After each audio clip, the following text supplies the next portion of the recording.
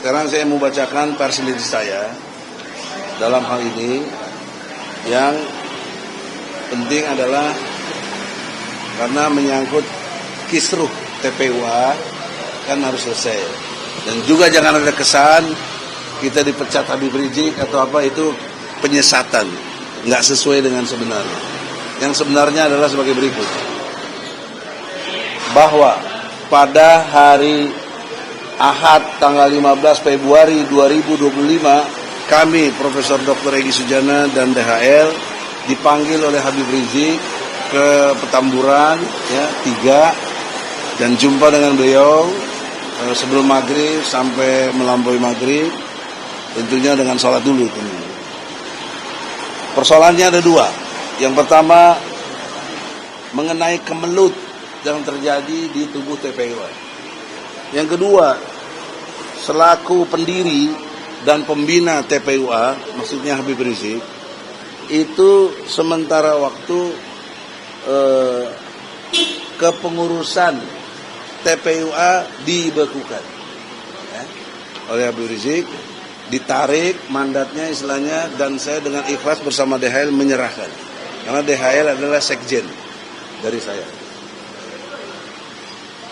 Selanjutnya Dewan Pembina menyarankan kepada saya, apakah saya akan terus mau berjuang dalam konteks bela Islam. Silakan pilih. API, Aliansi Pengacara Islam, atau Korlabi, Komando Perlaporan Bela Islam, yang dipimpin oleh DHL. Dan dalam pilihan itu dari Habib, saya milih di Korlabi. Insya Allah nanti Korlabi akan buat statement sendiri. Tapi poin pentingnya adalah, artinya saya masih dalam koridor untuk dianggap berjuang untuk tegaknya agama Allah dalam versi Habib Rizik. Kalau ada yang nyebut saya pengkhianat dan lain sebagainya, ya itu kurang ilmu aja ya. Menjelang Ramadan ini ya kita maafkan aja. Yang kedua, dalam konteks kita ini melaporkan Ahmad Kozinudin dan yang namanya Roy Suryo, menurut keterangan dari Habib Rizik, itu urusan pribadi saya dan DHL. Tidak ada urusan dengan Habib Rizik. Dan Habib Rizik tidak mau ikut campur urusan itu, karena itu persoalan hukum antara saya dengan Ahmad Kozinudin dan Roy Suryo. Nah, karena diberi peluang seperti itu, saya tetap berpandangan kepada pelaporan polisi saya ya, karena menyangkut bukan soal ijazah ini menyangkut subversi konstitusi. Dengan omongan Ahmad Kozinudin mengatakan bahwa SP3 Egy Sujana produk Solo, jadi tidak sah. Pertanyaan seriusnya, SP3 itu kan produk undang-undang, usernya polisi, Polri. Tentu tidak mungkin produk Solo. Itu adalah produk Presiden dan DPR Republik Indonesia. Disinilah subversif konstitusinya. Telah menista Undang-Undang Dasar 45 dengan sangat seenak jidatnya aja.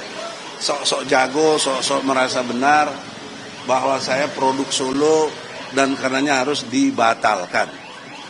Apa haknya dia gitu? Ya, itu yang pertama. Yang kedua, lebih parah lagi. Joko Widodo telah membeli pejuang menjadi penjilat atau apa namanya itu? Pengkhianat. Telah membeli. Ada diksi kata membeli. Menurut hukum, berapa jual belinya? Transaksinya di mana?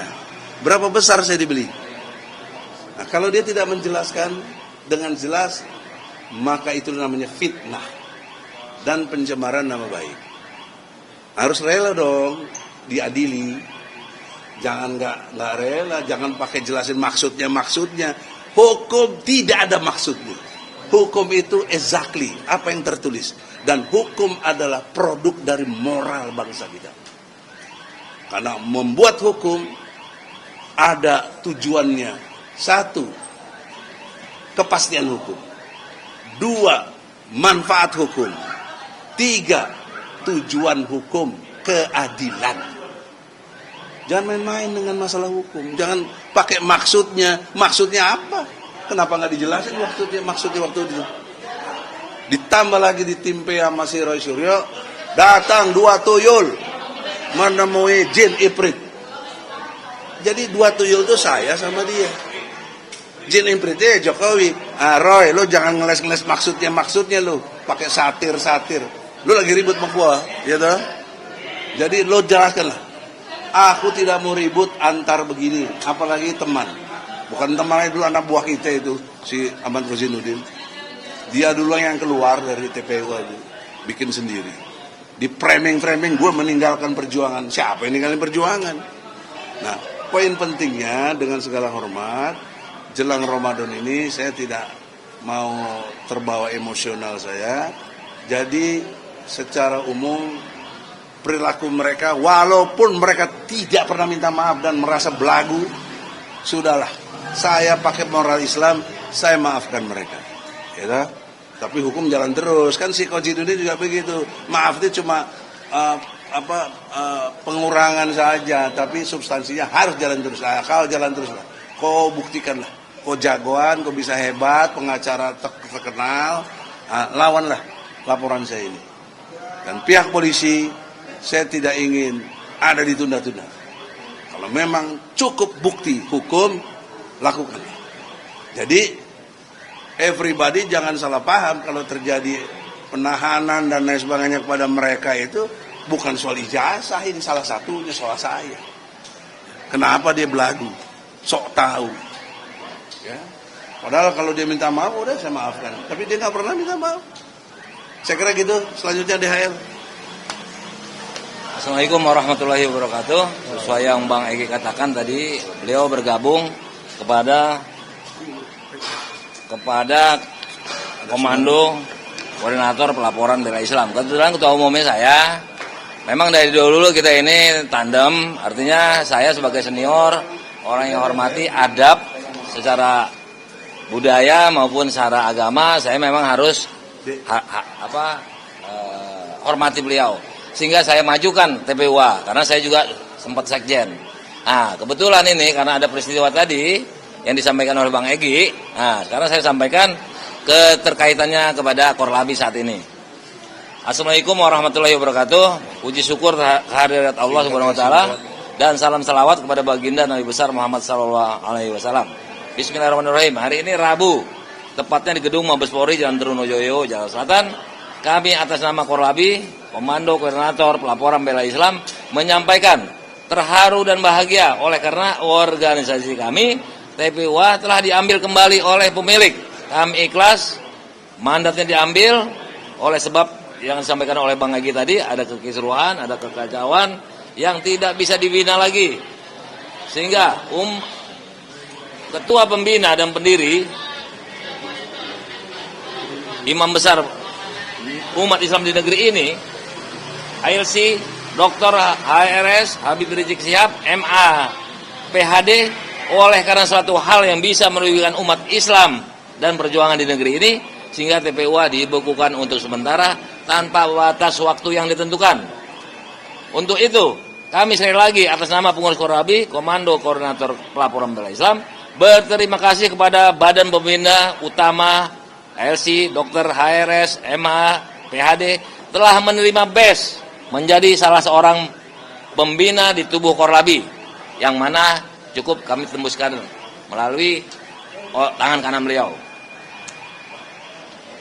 Semoga Korlabi semakin bermanfaat dan bermartabat bagi umat Islam dari sisi perjuangan membela agama, dan tentu saja tetap melekat filosofi Pancasila yang dalam makna agama apapun tidak boleh dihinakan atau dinistakan di negeri yang tercinta ini.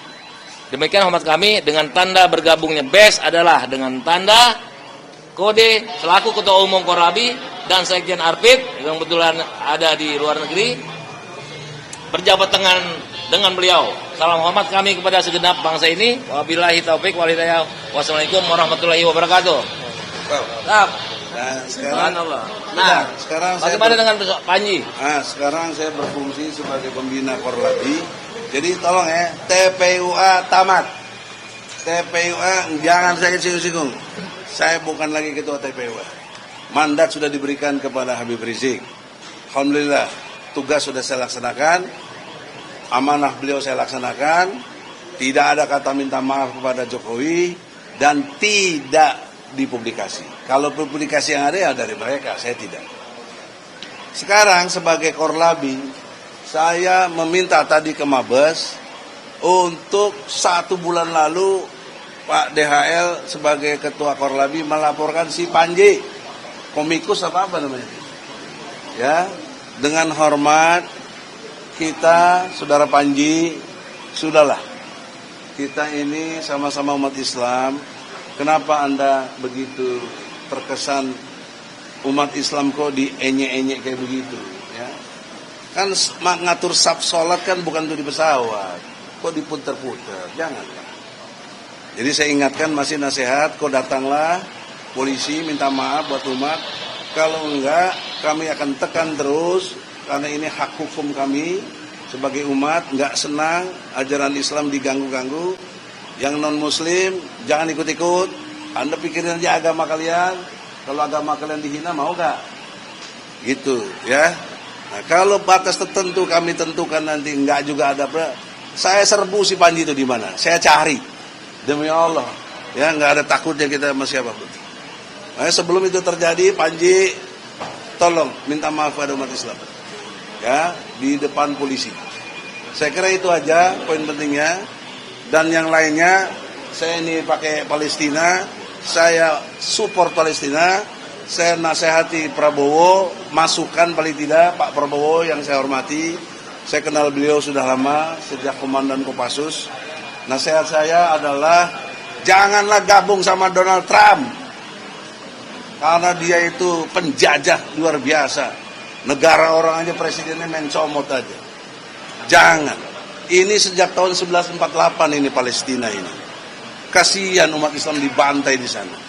Harusnya kepada ayat Quran Al-Hujarat ayat 9, kalau ada yang bertikai itu didamaikan. Kalau salah satu tidak mau damai seperti Israel, mesti diserbu tuh Israel itu. Bukan diterima jadi two state. Ya, tapi ini kan cuma harapan sebagai warga negara ya. Jadi saya sudah sampaikan pesan moral ini. Dengan hormat, mudah-mudahan Prabowo diberi hidayah oleh Allah, berani lawan Donald Trump, berani bela Palestina, all out, jangan tanggung-tanggung. Ingat dulu Palestina yang pertama mengakui kemerdekaan kita. Jadi saya kira begitu. Jadi nggak usahlah demo-demo, nggak ada gunanya. Kalau mau kirim Kopassus, kirim tentara khusus ke Palestina, bertarunglah di situ. Kalian tentara Allah, pasti dimenangkan oleh Allah. Mereka tidak pakai tentara. Yang ada yang bantu, sedunia yang ada yang bantu kecuali Iran dan Yaman saja, ya. Itu pun enggak baru-baru ini.